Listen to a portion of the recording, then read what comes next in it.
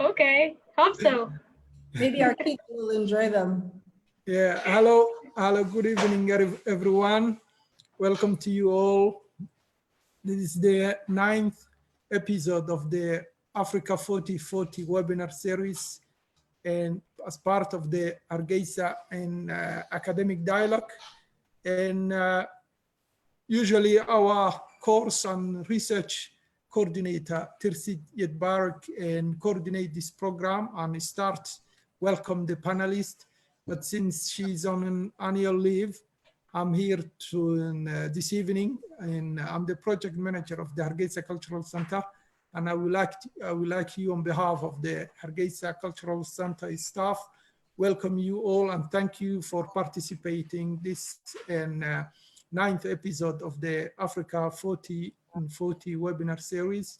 This this episode is about art and the COVID-19, how young African artists actually responded to the pandemic of the COVID-19, how they communicated to their respective nations and manage the response of the COVID-19. So that is what the program of tonight is about. We are very pleased to have you all here. And Yahya, in Asmahan, Nujum, Wazi, welcome to you all and thank you very much for being here. It's a great pleasure to have you in our program.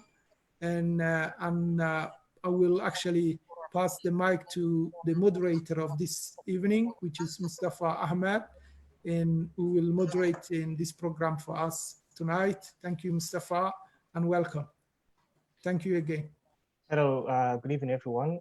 Thank you so much for joining us live on Hargeisa Cultural Center webinar. For the African series is a program we intended to discuss the impact of COVID-19 on various spaces, including art, education, culture, democracy, and political participation in Africa. So at the center, this is part of the plan to go virtual in the absence of physical presence due to COVID-19. And we are here delighted to have you as a panelist. We have an excellent panel tonight sharing their insights and their work with us tonight. Let me start introduce our panelists. But before I go, let me hand over to Dr. Chama Musa Chama, Director of Hargeisa Cultural Center, who will set the scene for us. He will explain few of the housekeeping notes, and also he will describe the aim of this program and how Hargeisa Cultural Center wants to raise this issue of COVID-19 in various spaces. So welcome, Dr. Chama. Thank you so much, Mustafa. I echo again to Eid and Mustafa to welcome all of you and to thank both panelists and people who are following us from social media, especially from Facebook, but also people who are directly connected to the Zoom system. As Mustafa has mentioned, this is should be seen also a way to see positive things that an emergency like coronavirus and COVID-19 pandemic can bring to us. We want to see the positive thing, positive side of the problems that's taking place. As you know, this week was also the week that the Hargeisa International Book Fair 2020 had to take place. So we chose this specific event of ADIC Academic Dialogue in Hargeisa session to focus on what usually the Hargeisa International Book Fair is about, which means creating and finding a platform where the artists can meet their audience, their followers, and people who appreciate the art. So to serve the art, the artist, and culture, this is a platform that is sort of substituting what we had done in the past, inviting people to come at the cultural center. We are talking about art, artists mainly, and mainly the young African artists who are facing, as everyone is in the world, similar challenges, confined, but again yet more and more creative while they are confined. What does mean we are confined physically, but does not mean that we are confined mentally and creatively. So I see, and I'm following your work, and today we are expecting to know a little bit more about from your voice, where you are presenting from the different corners of the continent. So that's where we are standing tonight.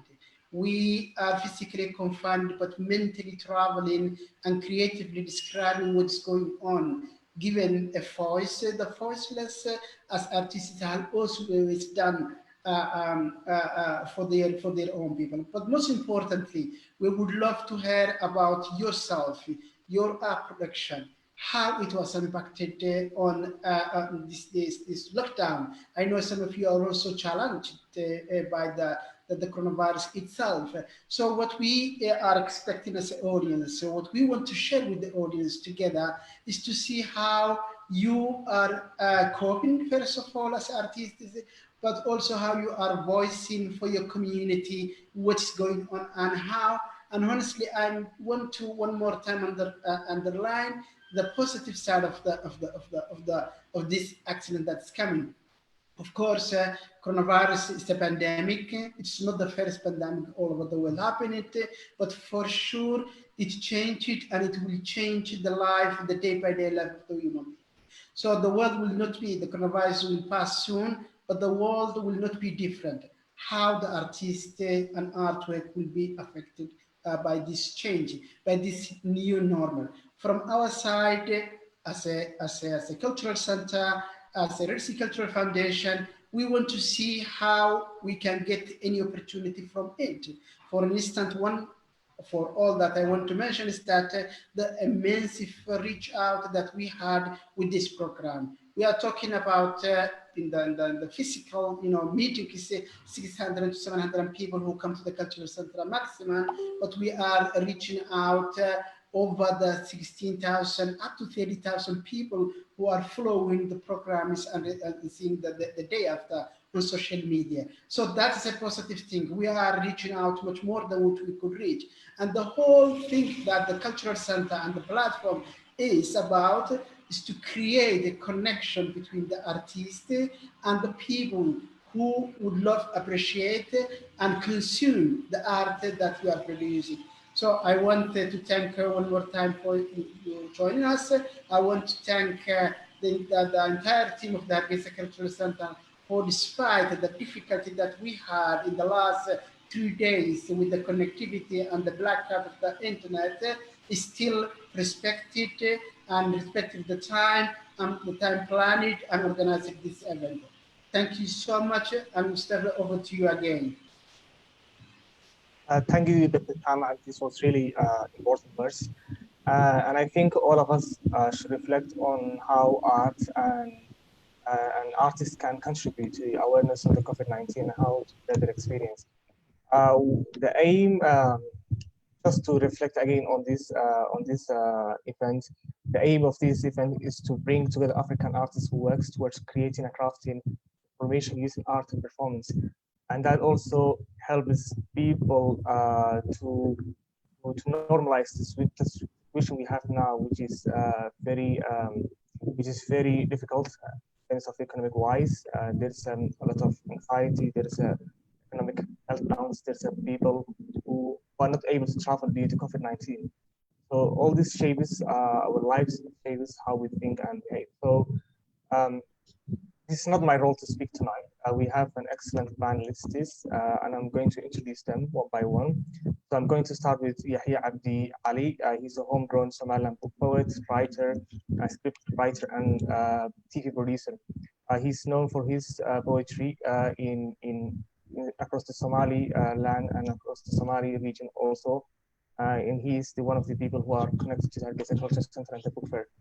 We expect him to highlight how this COVID-19 cancellation of the book fair shaped his poetry work and how he feels this. We also have Ismahan Ahmed, who was Somalilander who was born in Canada and moved to Somalia 5 years ago.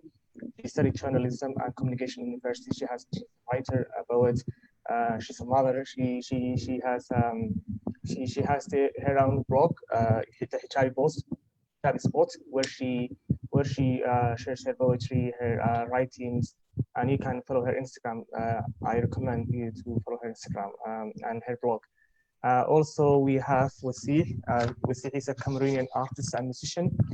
He won all African Music Awards by the African Union. He was a nominee. He was nominated in 2018. His music innovation is well known in some countries in the African continent. He speaks 4 languages. He's an artist, and he's so passionate to talk about those issues he feels so important to talk about. And we're really glad to have him from all the way from Cameroon. I think this is the first panel we start this virtual. We have someone from Cameroon, so we're really excited to have you. Finally, we have Nachoom Ahmed Hashi, and she is a painter, professional artist, art instructor, and she's the one who, thanks to her, the Hargeisa Cultural Center is so beautiful with her painting and on so many things. One of the things she's known is to use her art to communicate with people, especially young people. And as Dr. Chama will reflect on later on, she is well known in giving people help in terms of art painting and holding exhibitions at the center. So we are really glad to have her in the panel tonight. And I hope she's doing well today. So we're going to move forward with our events, and I'm going to ask you a few questions that all of you should reflect on. But I will start with the first question, which is to reflect on Hargeisa International Book Fair, which is the annual book fair and the largest literary gathering in the Horn of Africa, which connects so many people, artists, writers, and poets from continental and international audience. So Yahya and June both participated in the Hargeisa International Book Fair. I'm going to ask the two of them, how was your experience of Hargeisa International Book Fair as a young artist living in Somaliland? What was your intake? What's your take of participating in that book fair? How that shaped your creative work? I will start with Yahya. Yahya.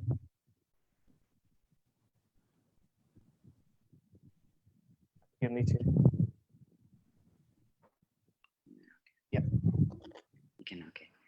Thank you, Mustafa. Thank you, all Hargeisa cultural team. Thank you, Adre Chama. I'm very privileged to be here with you guys, with these amazing panelists, Ismahan, Wahiz, and Nujum. Let me go directly to the answer. Hargeisa Book Fair, for a guy, for artists like me, who was grown up in Hargeisa, it was really something marvelous. I started to participate Hargeisa Cultural Center. I guess it was back in 2012, I guess, or 13, something like that. That was the first time I went and participated one of the events of Hargeisa Book Fair. I was in high school by that time. It was really great. I was very happy to see some of my iconic poets from nationally and from internationally. Hargeisa Culture, the book fair, gave us the chance of seeing some of our iconic poets, not only poets, but playwriters, poets, videographers, photographers. You know, we had very colorful artists in every session of the book fair. And seriously, I thought we were the only poets in Hargeisa, but we were amazed every year how many poets I did not know that I was seeing in the book fair, not internationally, but poets from Boroma, poets from Bor'o, poets from other regions, only in Somaliland. It was something very amazing. And book fair taught us something great, which is the collaboration. I see Nuchum and other videographers, we start to talk about how we start to take a theme. Hargeisa Book Fair takes one theme and then starts to take that theme into every different category of art, if it's poetry, if it is artists, if it is videography, if it is playwriting. Hargeisa Book Fair always takes that theme and it makes reflect all that, every kind of artist tries to reflect that theme. And that was very good experience for me. And like I said before, collaboration and networking was the best thing that happened to me with the book fair. I know more than 30 artists, different artists, authors, poetry, and everything now. And I talk to them, we discuss stuff, and I met all of them in the 7 days of the book fair.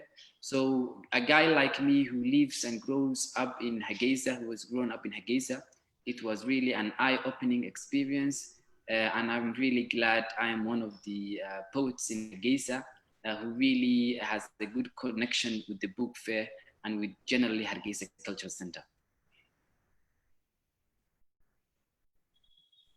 Amazing. Thank you so much, Yahya, for your nice words. I think the point you raised is very crucial. Networking in this kind of festivals and meetings. Najum also has been a very active at the International Book Fair, where she met so many young people who inspired her and who appreciated the work she was doing in terms of as an artist. Najum, can you answer the same question? What was your experience in this International Book Fair as an artist? Hello everyone. I'm so happy that I meet you here, and I said before, it's really beautiful that I meet all these beautiful, amazing artists here. And for me, Hargeisa Cultural Center as a general is the place that I gave the best platform that I can ever have to create my own creative world. So it really gave me that opportunity to showcase my work to the world and to Hargeisa. And first exhibition I have done at Hargeisa Central Cultural Center, and Jama is really an amazing person that comes up with creative people and shows to the world, and it gave us a very good opportunity so that we can create our own creative world, and people could see what we are doing and notice what we are doing outside and inside the country. And Hargeisa Cultural Center is really an amazing platform where we can meet and view other artists from different types of artworks they do, if they do poetry, if they do art, if they do singing. The best chance that we can think we have got from Hargeisa Cultural Center. And I cannot ever forget about the experience I had in that cultural center, at the cultural center, and also the book fair. Especially the book fair, what I can say I can remember mostly is the people that I met, the creativity and all the vibes that I got from all this creative environment, whether is it from the poets, from the artists, from the singers. It is the only place I can say in Hargeisa that you can meet the right environment that you really want to, grow inside. And I really love Hargeisa Cultural Center, is where I grew as an artist. And I really cherish those moments I spent in the book fair and the Hargeisa Cultural Center.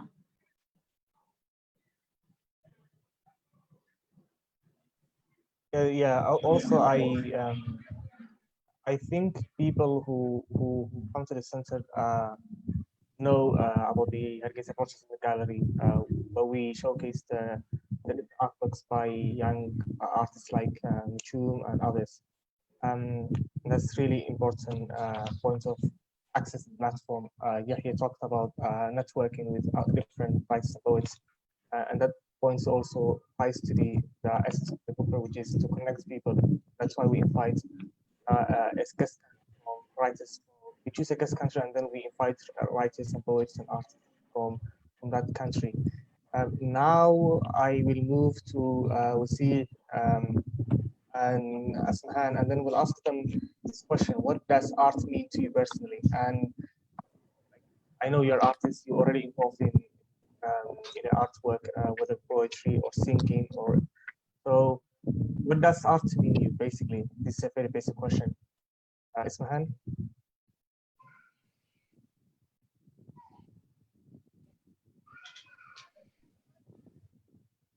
I think you initiated. So, Can you unmute yourself? all right. Art to me is basically communication. So I personally think that I'm not the best at communicating like right off the top of my head in conversation. I don't always say exactly what's in my head the way I want to say it. But when it comes to poetry and words and storytelling, I feel like that's the best way that I know how to communicate my feelings. And basically, yeah, it's the way that I communicate. It's art makes me feel like the most authentic version of myself. It's the way that I understand myself better. So if I write a poem, subhanallah, like I can read it and then be like, okay, I didn't know that's how I was feeling just by reading my poetry. So it helps me understand myself. It helps me feel closer to Allah, because through my art, I am able to recognize my gifts that Allah has blessed me with. And it makes me feel confident.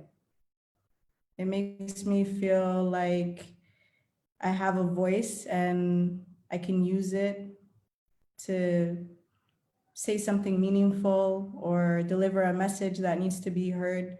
So yeah, that's what art is to me.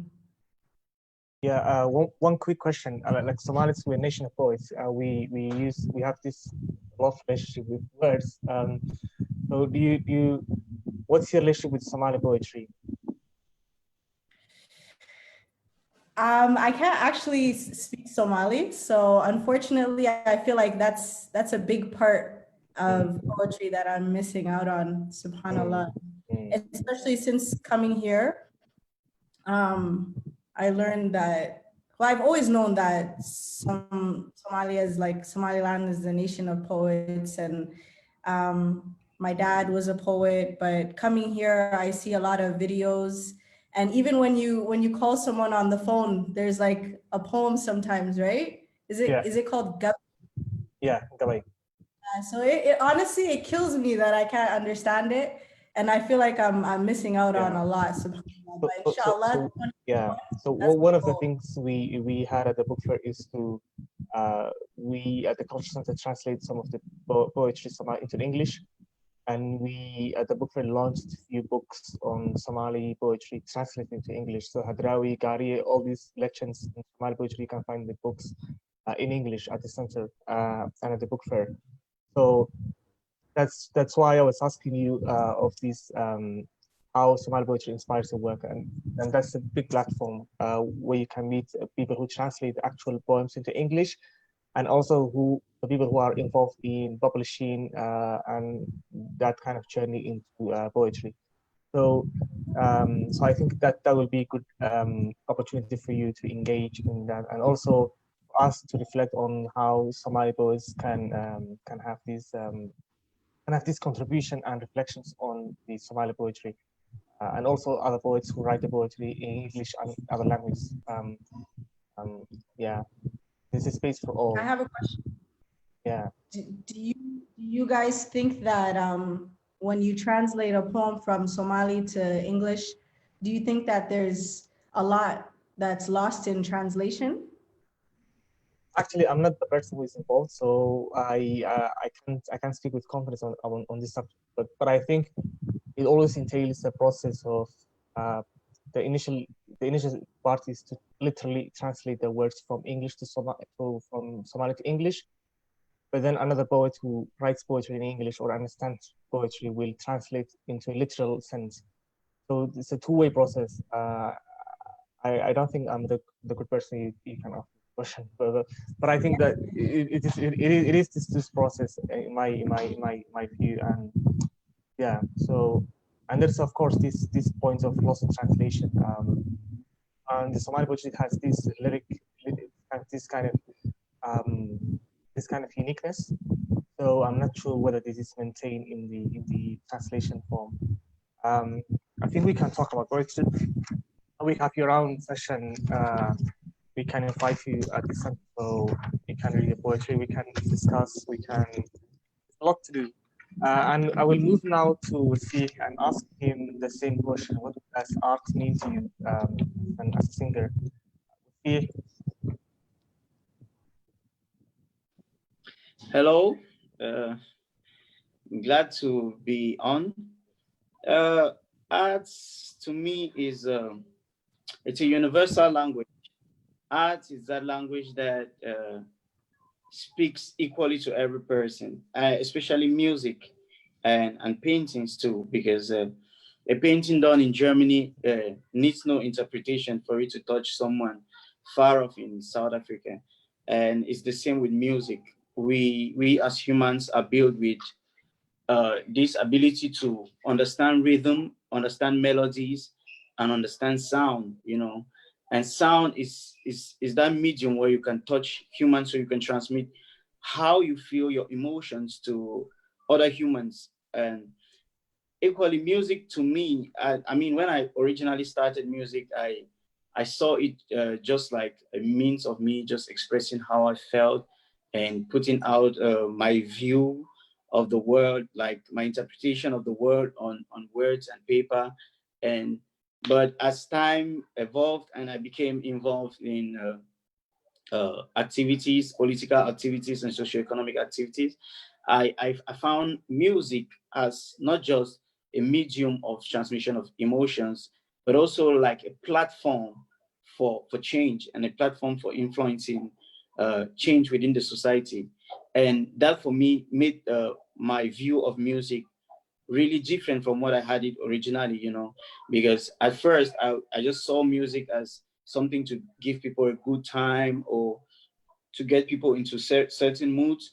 But now I see music as something you can use to influence people towards a direction of thinking, as a means of communication, because people easily listen to music than listening to probably say spoken word or just normal words that has no rhythmic or melodic pattern. So music to me has that importance. It's a part of art that has that ability to touch millions and hundreds of people at the same time. So that's how I view music. Thank you very much.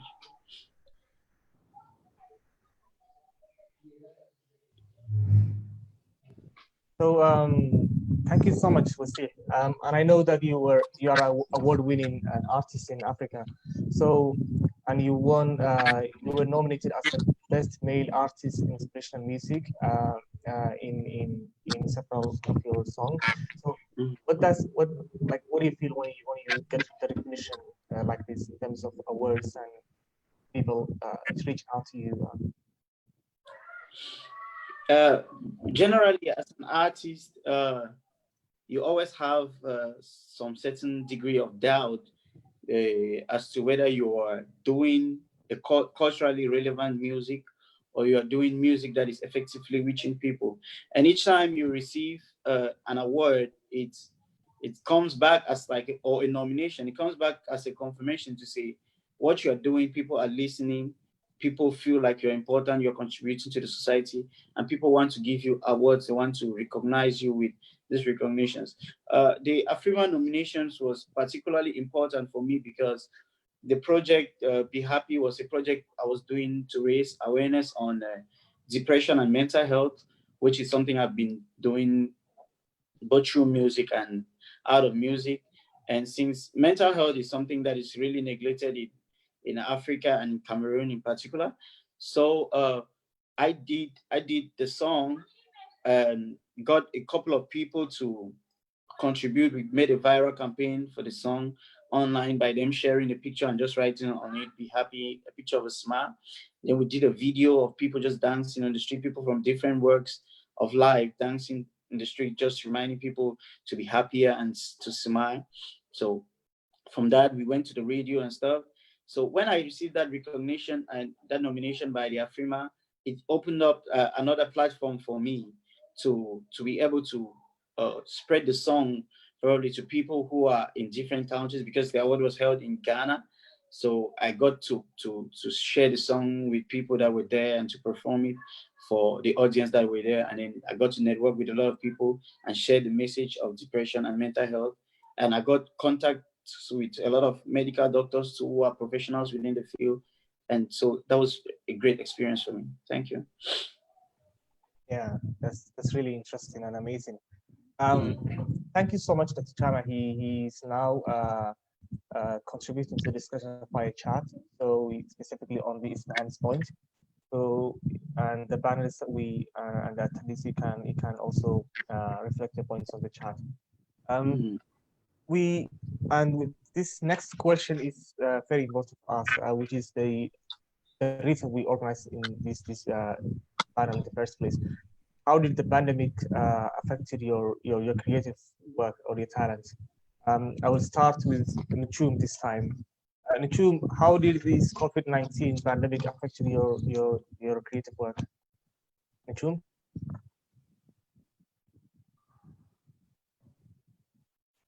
Hello, can you hear me? I think you can hear me. We can hear you, Yola. So yeah, it really had a big effect on my work and what I was doing all this time, because now I work as a full-time artist and I had no other job, and it really affected me a lot. And before the corona started, I was planning to go to Nairobi so that I can do an exhibition. And also I was going to travel to Spain to take part of a cultural event there. So whenever I went to Nairobi, I went to the embassy so that I do my visa and all those stuff, and also arrange my exhibition. The thing is, whenever I went there, the first week I went there, I started thinking about planning the whole thing. How is the exhibition gonna be? How am I gonna go to the visa and all those things? What happened was, it was the beginning of corona on March, and everyone was talking about there's a problem that arose here. The disease corona is coming to affect every country, and things are changing, and the airport's gonna be closed soon. So then it blocked me from having my exhibition, my first exhibition outside of the country, to Nairobi.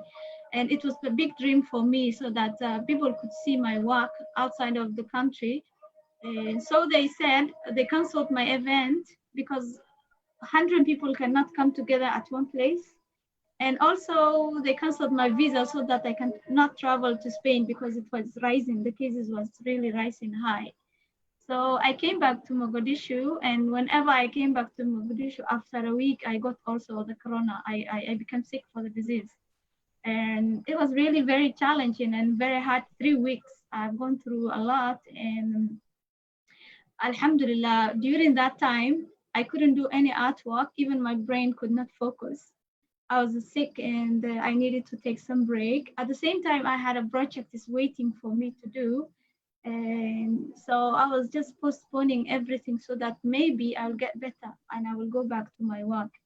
But the only thing that was cheering me up was I was doing art classes online on my Instagram account. So people were coming online, so I was teaching them some tips, some artworks and how to do this and that. So it was giving me that cheering up that I'm still alive and that I'm still doing what I want and I'm connecting with my audience. And I was also doing some artworks talking about my experience of being sick for coronavirus. There's some drawings I did. I'll share with you I think I'll share my screen to show you. I'll show you later. So there's some drawings I did about my experience. There's this drawing I did about me taking care of myself, doing steaming and stuff. And also I did another one that I got better and I was boxing the coronavirus saying that I killed it, encouraging people that they can get better. You know, you can get better, and you can go back to your real normal lifestyle that you had before. So that was my experience that I gone through. And it really took me 3 months that I did not do any work, and I had no job. I have to survive to a new place far from home. And it was really difficult getting sick and surviving. And, you know, it wasn't easy, but Alhamdulillah, after I got better and I've connected with other clients, and I started again doing my artworks and doing my job again. So that was my experience, and that's how it affected me personally. Yeah, and that's very crucial points of postponement of exhibitions and arts gatherings everywhere. And as in specifically in Africa, there's this problem of funding. There's a minimal or basically the budget for arts and culture is minimal or non-existent in many countries like Somaliland. So really difficult moment for artists and people who are engaged in creative work in the continent, continental wise. And I want to also Wasih to reflect on that point specifically on his experience with COVID-19 and how that affected his artwork, and in Cameroon in general, if he can speak the country briefly. Here in Cameroon, it's the way the arts is, it's different because it's really not a structured sector. So basically, when the corona came, everything stopped. Like, you could only create at home, and there's no income flow, there's no traveling, there's no performing, there is literally nothing. So if you were solely dependent on the music for financing, then it automatically ceased. So we have that problem here. We still have it though, because people can't actually hold gatherings for over 50 people, so you cannot perform. So it has impacted us a lot here. What I was trying to do during this time was to raise awareness, mostly online on Facebook and on Instagram, and on my WhatsApp statuses and stuff, to like tell people and most of my fans and people that follow me the medical precautions to take to prevent themselves from getting the disease, and to stay safe and to social distance. And up to now, the airports here haven't opened. Equally, I had a couple of travels I had to do at the beginning of the year, but all of them too were canceled because of the no travel bans and stuff. So I think it's a global thing. It has affected the world equally. I mean, but for countries that gave subventions for their creatives and artists, I think it has affected the artists across the world equally. You know.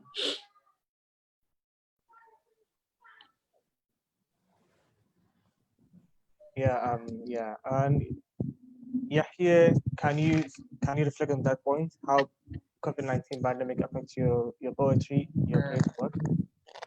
And unlike Nujum and Wasih, I am not only an artist, I'm also a medical doctor. So the fact that COVID-19 came in was making my medical doctor side active, and also my poet side active at the same time. So at that time, I was doing a tour.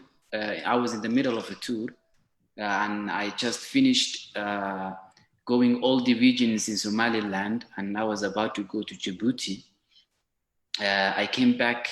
I went to Djibouti in February, and because of the corona, I couldn't have the event in Djibouti, so I had to come back quickly to Hargeisa, so that I stay Hargeisa if anything happens.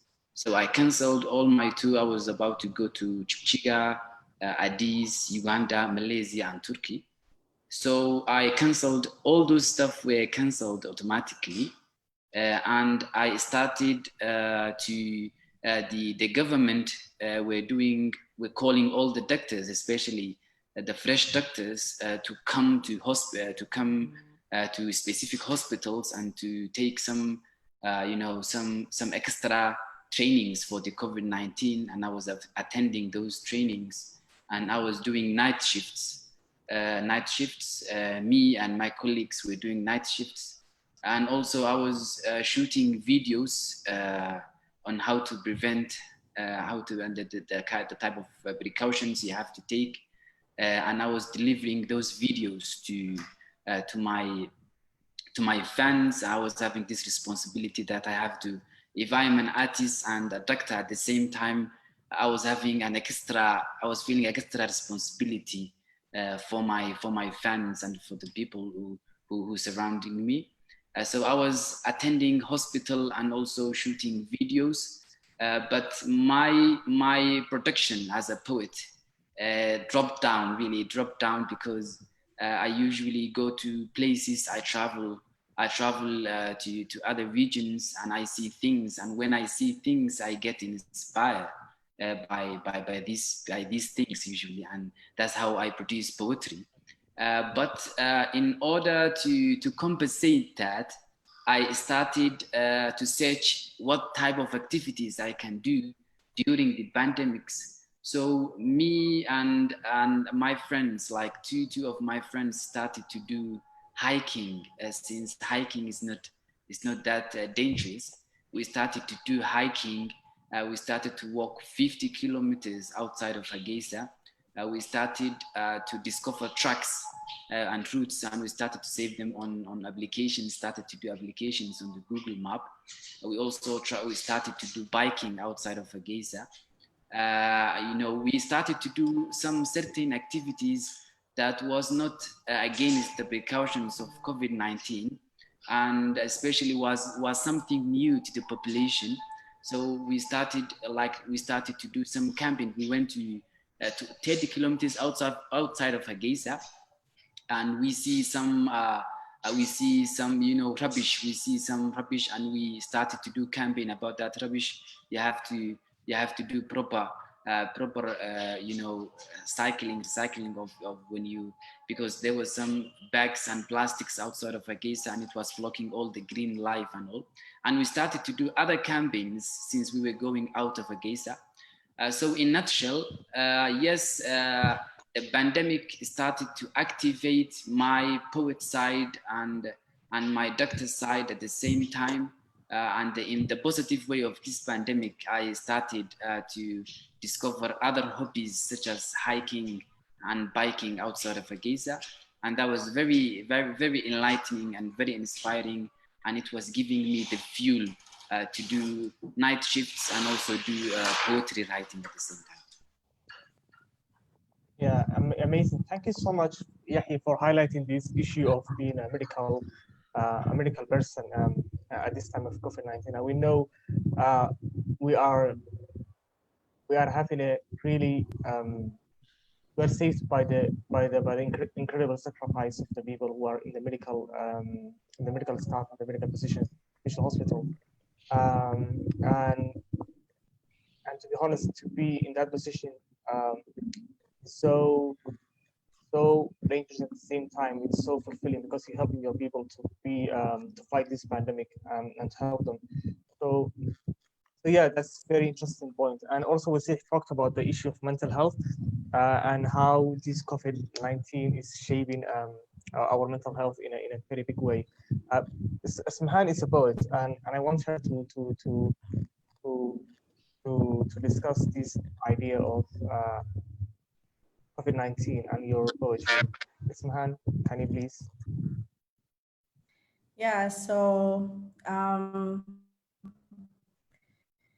I know that a lot of people have experienced a lot of pain during this pandemic, and they've lost their loved ones or they can't see their loved ones.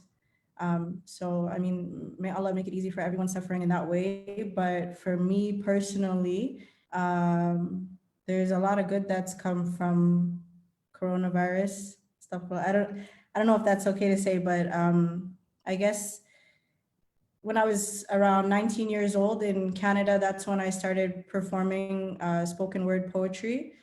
And I loved it. And as I said earlier, it helped me to learn myself, and it makes me feel like when I'm reading poetry, I'm the most authentic version of myself. So I really needed that throughout my life. And then I got married and I had 3 kids.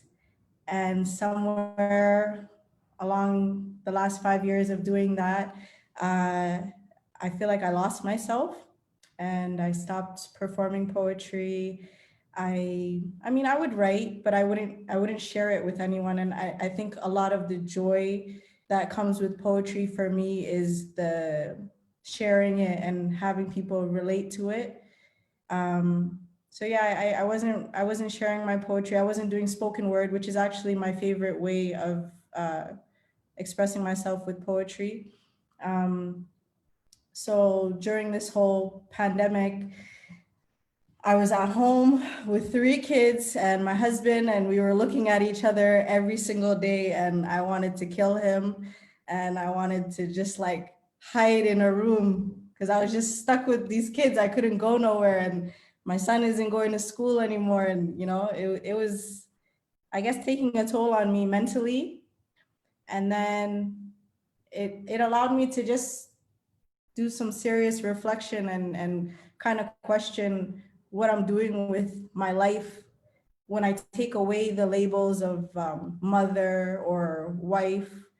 You know, I wanted to feel like me again.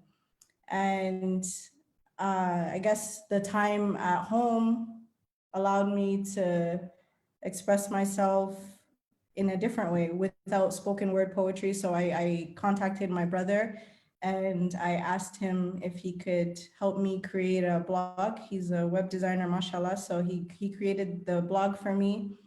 And I had no idea what to do, but I started writing, and I got active on Instagram, and it was just a silent way for me to express myself creatively in different ways. So I got into photography, and I just started experimenting with like storytelling and written poetry. And I did a couple blog posts about my experience, Somali Canadian living in Hargeisa. So I feel like it really motivated me to get back to who I am without the labels of mother or wife. So alhamdulillah for that. I started a blog called thehijabspot.com, and it's like my 4th child now. I really enjoy it, and it's my little baby, and I'm learning as I go, and I'm experimenting, and I'm meeting so many amazing people online, which is crazy. So yeah, the coronavirus has allowed me to express myself in different ways, get out of my comfort zone, remember who I am, and meet a lot of really amazing people online. So yeah.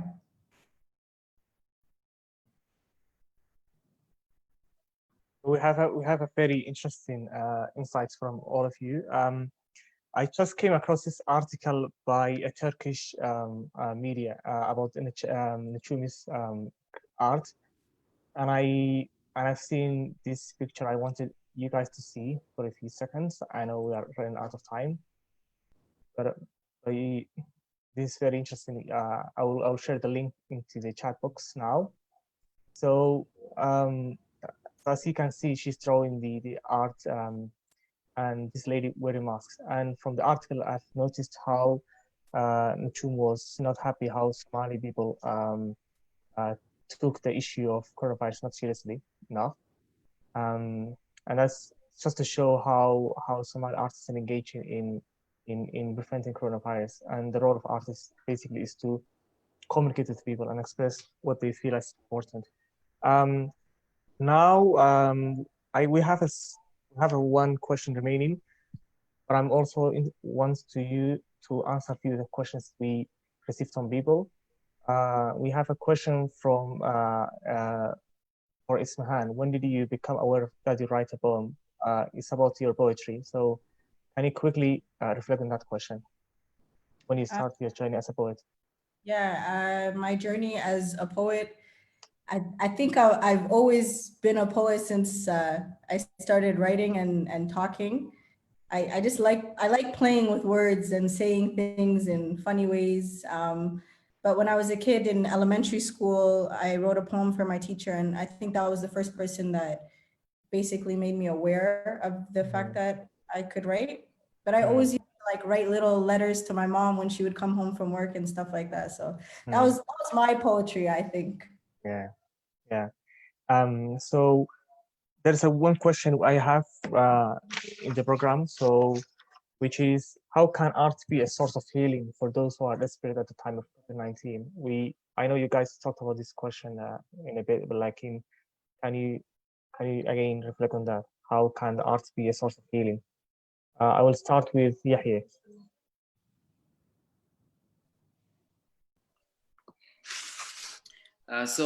Somalis have a thing with poets.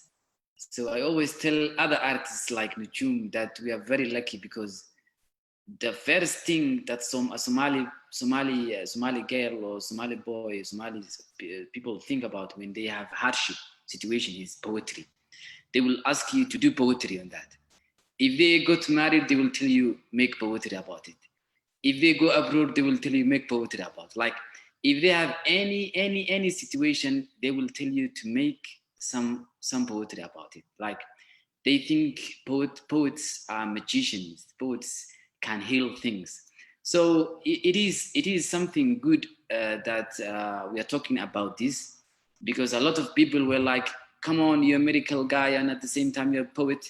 You need to say something about it. You need to say something about it. So yeah, when people were outside, Somalis oral society. So when they were out, they have everything. Like they can talk to people, they can talk to their colleagues, their friends, their everything. But now when they are confined to a certain room, people needed something to listen. People needed something to entertain with. They needed something that can grow. They can grow with, because it was a very long period of time. It's like 4 months now. So I think my poems and other poems are very good healing methods, because when a guy reads a poetry, he will think about it. He will get busy with it. He will ask, why is he doing that? Why is he doing that? Instead of seeing, like Ismahan said, instead of talking to your husband or to your children, you will talk to yourself. You will ask something about yourself. It will get you inspired. It will make you see things, because you cannot see things when you are confined to a small house, a small room. This will broaden, this will broaden your perspective of everything. It will make you to talk deep when you come from the COVID-19. It will make you see deep when you come from the COVID-19. So I think poetry and any other artists, whether it's a painting, whether it's a song, whether it's a book, it is a very good healing method for the people who was affected by COVID-19.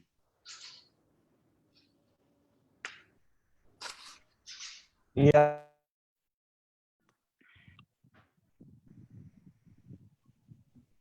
Can you say some few words on this question?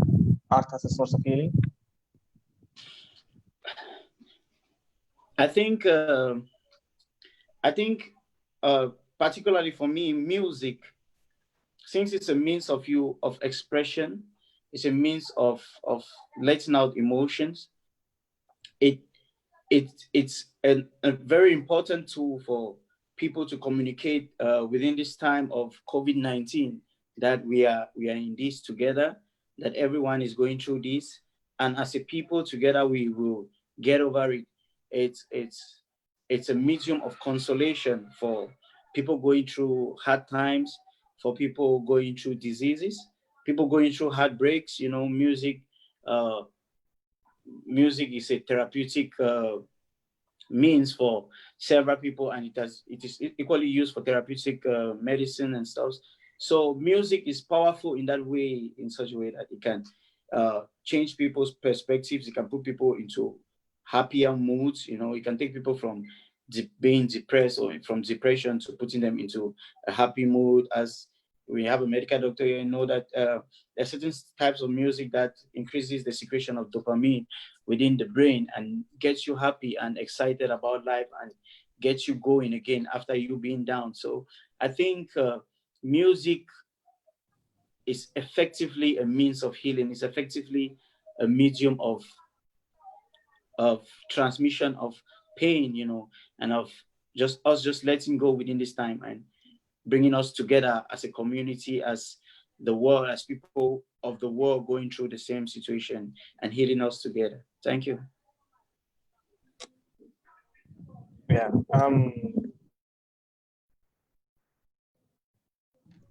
And moving into another question submitted by the people following us on Facebook. Khadar Ahmed from Facebook asked about organizing virtual events on art, virtual exhibitions, and he specifically directed this question to Nichum. Can Nichum organize a virtual exhibition where she can talk about art and COVID-19? Of course, it's really important for me to talk about my experience about the COVID-19 and how I've gone through, and the art that I have done for telling people how important it is to prevent yourself and for others about the disease. And that's really a good idea, and I think I will consider that part of my schedule soon. There's many ways that I really influence people, and by following the question that you have asked right now. When I got sick, I posted on Facebook that I really got this problem and I got sick and everyone should be careful. And people had this, through my experience, through all these days that I've gone through this disease, I was telling them my experience, how I'm treating myself and all of that. So they have the curiosity that I have all this audio, so that all these fans, they needed to know how I experienced and how I treated myself. So there were daily sessions of people calling me, you know, I see these signs, how can I treat myself? What did you do? If I see these signs, I became like a doctor kind of artist, you know, I was telling them advices, like do this and do that. And also for the healing purpose, I was giving them online classes so that they heal themselves through learning new skill, and also me as healing myself through teaching all these people online.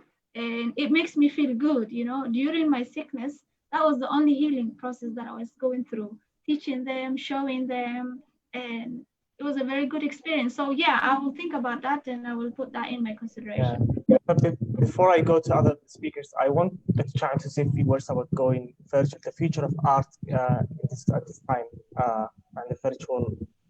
Can you say some few words? Yes, I think it's an amazing suggestion. That's what I was saying. See what positive opportunities we can get from the lockdown, and we have to seek alternative. And I think we can reach out more people that we could reach out, staying physically and meeting together. So I think it's a good suggestion. I love that we had that Nijum accepted the proposal, and we would be happy to organize similar event within our programs, the Cultural Center virtual version, and do this exhibition. Most of the work that Nijum has developed are also available at the Cultural Center physically yet. So we can, yeah, luckily we can have this connection virtually and show what new work that she has developed, and then maybe compare how the situation was a year ago, a couple of years ago, when she was painting and staying at the Cultural Center. So yeah, back and go whenever we can, I think, put in the plan and the program such a wonderful event. So yes, I like the idea, and we will take into consideration. I'm offline, talk to June how we can take it from there.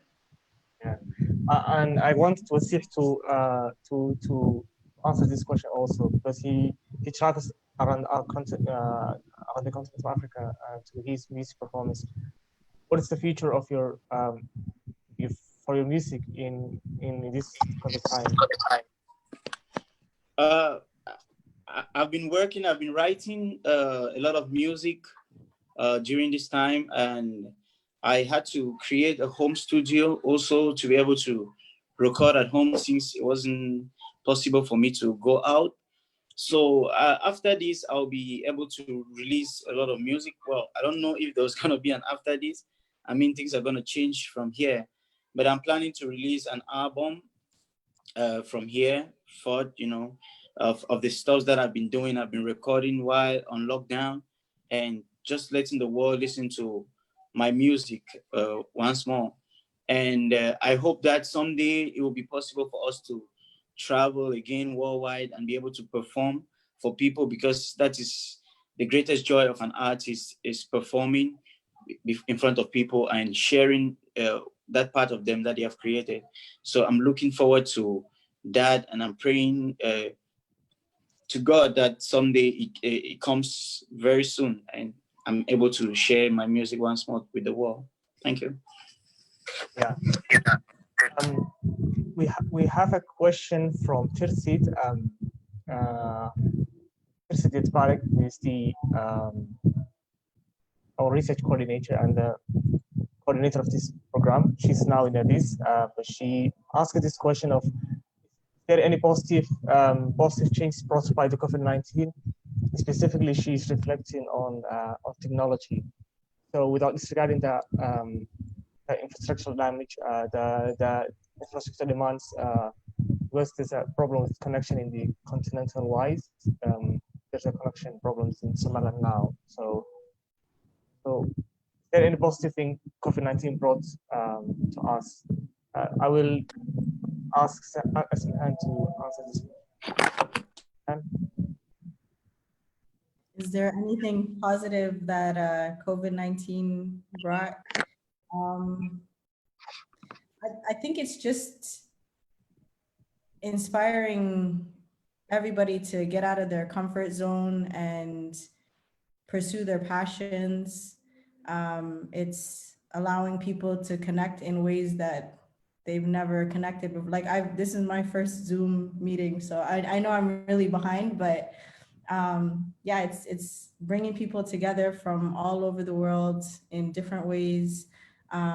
It's allowing people to heal and really address like even childhood traumas and things like that, subhanAllah. And yeah, I feel like when you're put in a position where you have no choice but to adjust and grow as an individual, really great things come from that. And I'm enjoying witnessing how people change during this pandemic. Yeah. Wonderful. So we have few minutes before we conclude the session. So can I invite you to share some of your briefly some of your works? So can you read one poem or two? Me? If you are interested, or if you want to showcase you guys any of your. Okay. You're interested. Well, am I going first? Yeah. So I am. How do I share the screen? Oh, okay, yeah, here we go. So this is my fourth child, the hijab spot. And what I really enjoyed about creating this blog is I got married and I came to Hargeisa 5 years ago. And I mean, I've gone back and forth and so many things have happened since I moved here, but I never shared my experience for some reason. And I feel like a lot of that is like some sort of weird insecurity about not being able to speak Somali or not being from here originally. Like my mom and dad, they're not from Somaliland. So I felt like I couldn't talk about it, but I've really enjoyed doing that. And people are really curious about how someone from Canada moving to Somaliland experiences life over here. So I've shared a lot of that. This was my most recent post TIA, just talking about like things that happen in Africa. Yeah, I do a little fashion. I tell people the story of how I actually ended up deciding to move to Hargeisa. So that's been very therapeutic for me. And it's motivated me to work hard and stay consistent. So I'll get out of that. And then I'll just share a quick poem. Like I said, I tried to challenge myself to get out of my comfort zone and basically share my experience of being in Hargeisa through poetry or writing. So I'll just read a quick poem that I wrote about Somaliland. SubhanAllah, I've lived here for almost 5 years on and off, and I never wrote a poem about Somaliland for some reason. So COVID-19 allowed me to do that. Bismillah. Okay. Somaliland.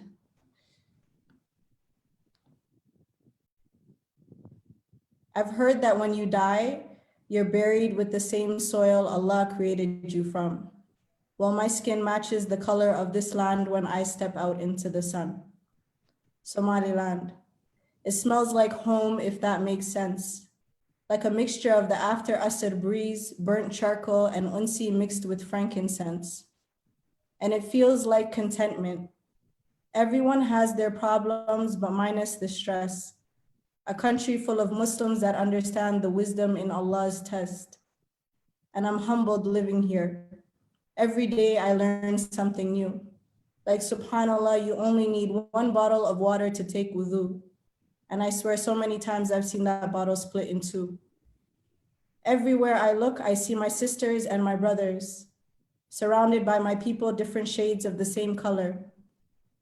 A land blessed with women so beautiful they have to be covered. A land where I can pump gas and pay for it on my way back home because we trust one another. And I'm raising my kids here, and I'm planting my seeds. This is the land of opportunity, but people born here want to leave, risking their lives in the name of Tahrib, while the diaspora is quickly realizing we need to come back home to succeed. There's work to be done. There's unimaginable potential. All it takes is someone with a vision, no experience needed, no credentials. There's money to be made. There are lives we can change. Invest in yourself and your people. The world's on pause, so why not start today? Somaliland. It looks like growth. It sounds like peace. Sunny days with the wind blowing against my garbasar, feet buried deep into the sands of Berbera Beach. This is where I feel the most myself. This is where I come to breathe. Somaliland. Wonderful. Yeah. I think I have to read this one again. And do you have something to share with us before we leave the session? I have something to share. Okay. Nichun, go first, please. I needed to share okay. Your screen. Yeah, I'll share my screen. So this is some of the drawings that I've done through the coronavirus when I was sick. This was when I got better. But I don't think we can see anything now. Yeah, no, yeah, good, fine. I think you know. Yeah. This drawing was when I got better, and I was, feeling like I'm getting better too, because I've gone through a lot. So I was encouraging others to take care of themselves and fight the disease, I was just fighting it, and I was saying like, hey, I boxed it and it's done, that kind of thing. And also this was during my sickness. I was telling people how to take care of themselves. I was imagining this is me steaming and taking care and staying home, isolating yourself away from everybody else. It was kind of meditation at the same time, a problem, but I thought it is a meditation. I needed this time alone. Sometimes you need time alone. So that was during my recovery. And I was also doing some work so that I tell people to wash their hands, to cover their nose, not to cough around the people. If they get sick, to stay home and never interact with other people. So I was also doing some artwork so that I also tell people how to prevent the problem. And it was my duty to tell my fans. So that was the artworks I've done during the Corona problem. Yeah, wonderful. Okay. I think we have also Yahya. Yahya, is there something you want to share with us before we go? Yes, but my work's usually in Somali.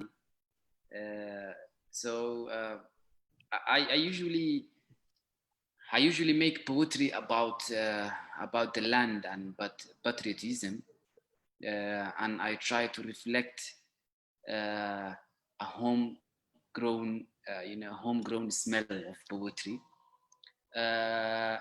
because I try to be a bridge between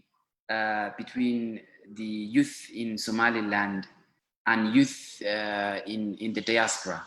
I try to bridge between them, and I try to tell I try to tell the diaspora what they are missing, and I try to tell the youth in Somaliland what they have. So this piece is talking about what you can get if you're home, if you are really in home and you're planning to stay here and to grow here, to get married here, the type of advantage that you can get here. So Somali poetry is usually very long, but I will try to read a piece of it. Dubai kuma lihi cimaarad ma lihi daaraha Maraykan ma dega xeebaha Miami Dahraan kama qodo saliida docdaa Filibiin ma aadin dadkana lama korin Spanish cid kale uma dudo waxeeda waxaa nahay ruux dalkiisa dulqaad u leh oo dhex jooga haddaanan duleedka awdal aagaa dilayow mamjoogin dabeed bari iyo gunteeda kusoo arag baarqab doobsha gaaroodii u doonan caano miyaan u aqaan dalxiisba eedaan dacwadiyo salaada anoo maqla daakiraada miyaan karayaa durbaano inaan ka dulkaco kaniisad fooqyada dheeree dahaaran daaraha Norway ku yaala kumaan doorteen habeenna kharaabo duntoo ku taalla daamiya shacabkii Hargeysa dhulkiyo degalkiyo waxayga walow qashin daadsan buuxo hoggaanku intuu darjiiray qabyaalad walow dir socday dugsiyo gurigaan dhex seexdo walow daf tiraa abeeso fulaadiga rogo yaqaane ka guurhanku dooran maayo. Those were part of that poetry. Yeah. Excellent. I think we can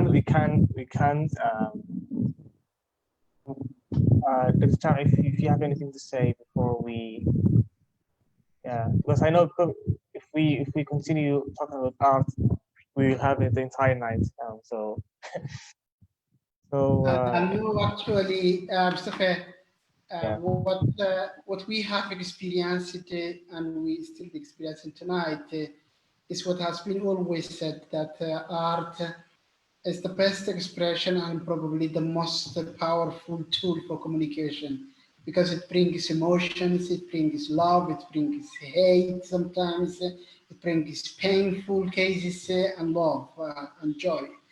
So we are experiencing today, tonight, every aspect of that has been such, and that is showing us. So just I want to thank really how powerful is tonight the session, and thank you for those who organized and put together.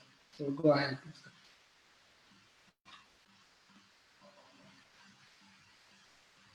Yeah, Hargeisa Culture Center, we decided to have this discussion because this week we usually have the Hargeisa Book Fair, the Hargeisa International Book Fair, and art is an integral part of the book fair.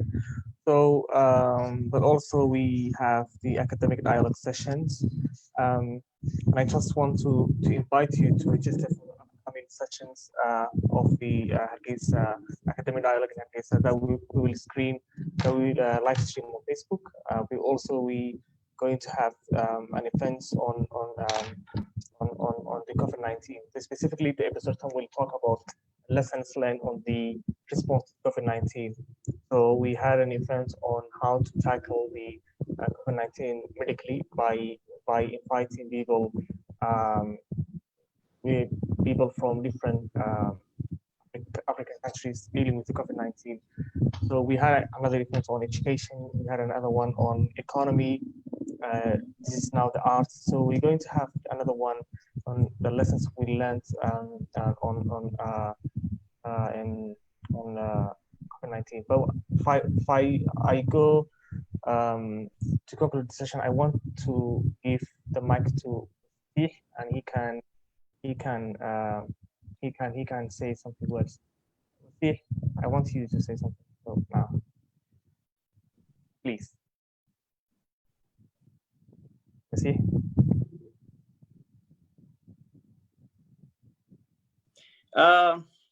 Thank you very much. I just wanted to share like a small chorus from a song that from an old song of mine that is online, but it's an encouragement to people within the spirit. Can I do that? Yeah. Okay.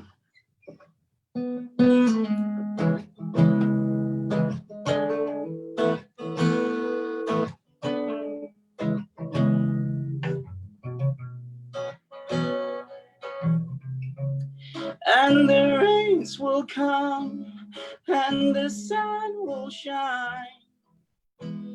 There'll be a brighter day. Oh. And when lightning comes and the thunder storms, there'll be a brighter day. You don't get to put your faith in man. Most of the times they fail. The tables go turn and you go be not first for line. You go get your share. And the rains will come and the sun will shine. There'll be a brighter day. Whoa. And when lightning comes and when thunder storms. Thank you. That's just all. It's an encouragement for people to say the lightning will come, the rain will fall, but there'll still be a brighter day. So we will get through COVID and we'll definitely get over this period. So thank you very much. Thank you for having me on this program. I feel so blessed. Thank you very much. Yeah, thank you so much all. And there's nothing to add after this music. So we're going to conclude the session with this. Thank you so much, speakers Ismahan, Yahya, Wazir, Chama, Chu, for participating in this session. And for the speakers, we're going to upload this video on YouTube and it will be available on our Facebook page, Harunta Dhaqanka Hargeisa. We also going to post a thread on this event on Hargeisa Culture Center Twitter page. Hargeisa project, the project manager of the center will say a few words and then we're going out. Please, Eid, go ahead. Thank you, Mustafa, and thank you all the speakers and the panelists for sharing your work, for actually in demonstrating that the art is, as Dr. Jama said, the most powerful tool to communicate with people. And we actually are concluding the 9th episode of the Africa 40 and 40 webinar series hereby. And it is really very touching to actually to see the work that has been shared. And I'm really glad and happy that Nujum is survived the COVID-19 in Gortank.